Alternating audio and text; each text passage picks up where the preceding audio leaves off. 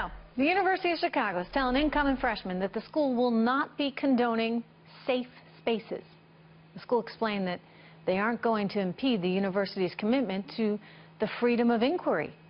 It's kind of good to hear. Finally, from a university, our own Jeff Flock is at the university with all the details on this. Jeff, no more safe spaces.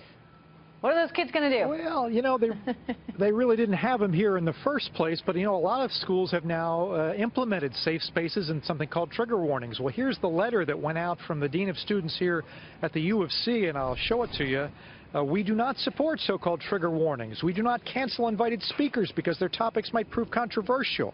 And we do not condone the creation of intellectual safe spaces where individuals can retreat from ideas and perspectives at odds with their own.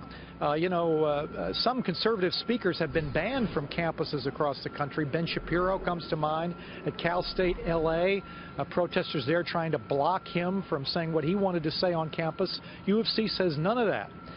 Response today from the president of the student body at the U of C, though, saying incoming freshmen should be invited to participate with their whole selves and are instead being told they must check their compassion and their experiences at the door. He says the dean of students is out of touch and safe spaces, trigger warnings, he doesn't even know what they are. He says they're not such a bad idea.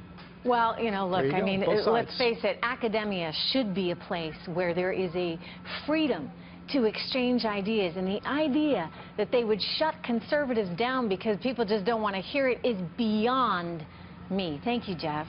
That's a good story. Don't shut anybody down. Exactly. Good for you, Thanks. Chicago.